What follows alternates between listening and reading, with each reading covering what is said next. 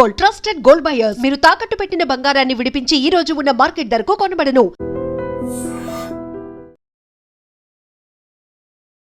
హైదరాబాద్ ఫిర్యాదుగూడలో 27 సంవత్సరాల యువతి తేజస్విని అక్కడ ఇంటి దగ్గర నుంచి నగ్నంగా పరిగెత్తుకుంటూ వచ్చి అమ్మవారి విగ్రహాన్ని పట్టుకుని చెరువులో దూకి ఆత్మహత్య చేసుకున్నటువంటి ఘటనకు సంబంధించిన మిస్టరీ ఇంకా కంటిన్యూ అవుతానే ఉంది. పోలీసులు ఇన్వెస్టిగేషన్ చేస్తూనే ఉన్నారు. అసలు ఏం జరిగింది, ఆ అమ్మాయి ఎందుకు ఇట్లా బిహేవ్ చేసింది, దీనికి కారణం ఏంటి, మానసిక స్థితే కారణమా, లేకపోతే దీని వెనకాల ఇంకా అంతర్లీనంగా ఏమైనా అనుమానాస్పద కోణాలు ఉన్నాయా? సో ఇవి తేలాల్సినటువంటి అవసరం ఉంది. నేను కూడా అక్కడికి వెళ్ళాను. ఆ అమ్మాయి తల్లితో మాట్లాడాను. ఆ అమ్మాయి తల్లిలో పాప చనిపోయిందన్నటువంటి బాధ ఎక్కడా కూడా నాకు కనిపించలా. సో అనేక విషయాలు నేను అడిగే ప్రయత్నం చేశాను. కానీ ఎందుకు ఇబ్బంది పెడుతున్నారు, ఎందుకు మమ్మల్ని ఈ విధంగా ప్రశ్నలు అడుగుతూ ఉన్నారు, ఏదో ఆమెకి మానసికంగా స్థితి బాగాలేదు, అట్లా వెళ్ళిపోయింది, చనిపోయింది, దానికి మమ్మల్ని ఈ విధంగా ఇబ్బంది పెడతారంటే ఇట్లా మీడియా మీద కోపం వ్యక్తం చేస్తుంది. కానీ నిజంగా మా పాప ఎందుకు ఇట్లా చేసింది, మా పాపకి అసలు ఏమైంది, ఎప్పుడూ కూడా ఈ విధంగా బిహేవ్ చేయలేదు, ఎందుకు ఈరోజు ఇట్లా చేసింది, ఇది తేలాల్సినటువంటి అవసరం ఉంది అని ఒక బాధ కావచ్చు, ఆ కన్నీళ్ళు కావచ్చు, ఎక్కడో కూడా ఆమెలో ఒక్క చోట కూడా కనిపించలేదండి.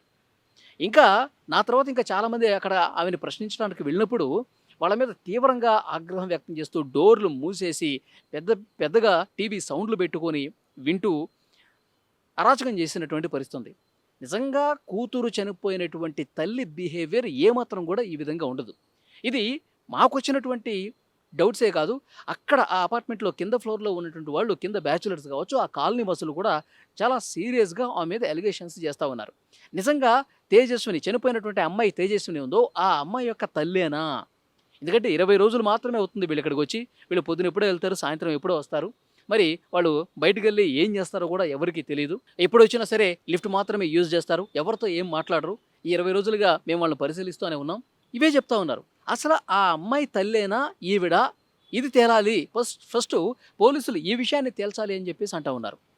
సో నేను ఆమె అమ్మాయి తల్లితో మాట్లాడినప్పుడు కూడా, ఏమ్మా గతంలో ఎప్పుడన్నా ఈ విధంగా బిహేవ్ చేసిందా, మానసిక స్థితి అంటే ఏంటి, ఏమైనా ప్రాబ్లమ్స్ ఉన్నాయంటే ఏమీ లేదు, బెంగళూరులో జాబ్ చేసింది, అక్కడ కుదరలేదు, సెట్ కాలేదు, ఇక్కడ వచ్చేసింది, ఊరికి వచ్చేసింది. తర్వాత మేము ఇక్కడ ఫిర్యాదుగూడకు వచ్చాము.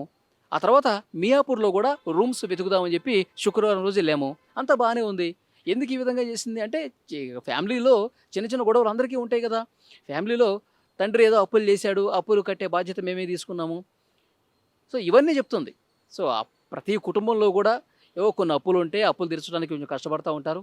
అంతేగాని ఇట్లా ఒక పిచ్చి పట్టినట్లుగా, సో మెంటల్ స్టేబుల్ లేకుండా ఈ విధంగా న్యూడ్గా కిందకు వచ్చి ఇట్లా పరిగెత్తుకుంటూ వచ్చిందంటే దీనికి ఏదో ఒక బలమైన రీజన్ ఉంటుంది. కానీ ఆ తల్లి మాత్రం ఈ విషయాన్ని దాస్తుంది అనేటువంటి అనుమానం మీడియాకే కాదు, అక్కడ ఉన్నటువంటి స్థానికులు, అక్కడ రెంటుకుంటున్నటువంటి వాళ్ళు, కాలనీవాసులు కూడా వ్యక్తం చేసినటువంటి పరిస్థితి ఉంది.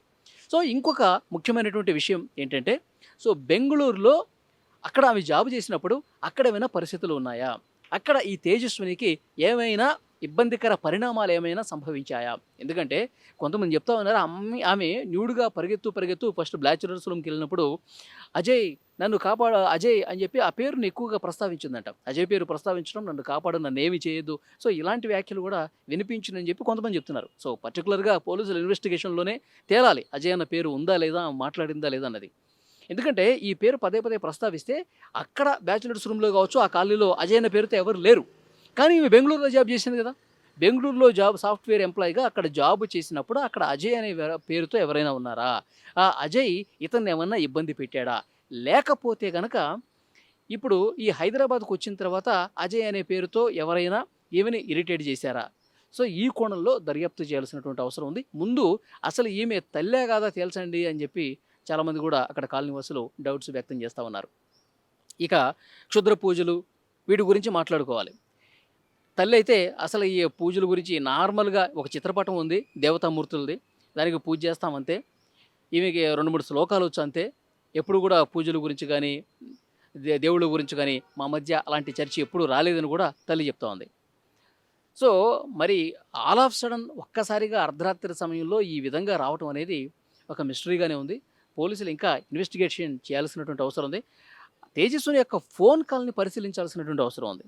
ఎందుకంటే ఒక నెల రోజులుగా ఆమె ఎవరితో మాట్లాడింది, లాస్ట్ 30 days బెంగుళూరులో జాబ్ చేసేటప్పుడు అక్కడ ఉన్నటువంటి కొలీగ్స్‌తో ఎలాంటి జరిగింది సంభాషణ, వాళ్ళ ఫ్యామిలీ మెంబర్స్‌తో ఎలాంటి సంభాషణ జరిగింది, నిజంగా తల్లిదండ్రులతో ఎలాంటి సంభాషణ జరిగింది, ఈమె మొబైల్‌లో ఉన్నటువంటి హిస్టరీ ఉంటుంది కదా! సెర్చ్ హిస్టరీ, ఎలాంటి యూట్యూబ్ వీడియోలు చూసింది, ఏ విధమైనటువంటి ఆహ్, సెర్చింగ్ చేసింది, ఇవన్నీ కూడా పోలీసులు ఒకటికి 2 సార్లు చెక్ చేస్తే ఏమైనా క్లూ దొరికే అవకాశం ఉందేమో.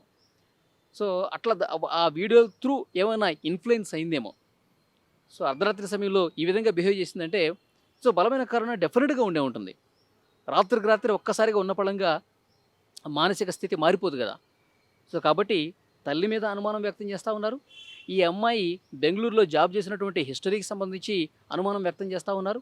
సో, అజయ్ అనేవాడు ఎవడో తేలాల్సినటువంటి అవసరం ఉందని చెప్పి దీని గురించి కూడా మాట్లాడుతూ ఉన్నారు. సో, ఇన్ని కోణాల్లో కూడా దర్యాప్తు చేస్తే ఈ అమ్మాయి ఎందుకు చనిపోయింది, అలా ఎందుకు బిహేవ్ చేసింది, ఇవన్నీ కూడా వెలుగులోకి వస్తాయి. ఇంకా ఆ తల్లిని పోలీసులు మరింత లోతుగా విచారణ చేయాల్సినటువంటి అవసరం ఉందని కూడా చెప్తా ఉన్నారు. సో, చూద్దాం ఈ కేసులో అంతిమంగా ఎలాంటి ఫలితాలు వస్తాయన్నది.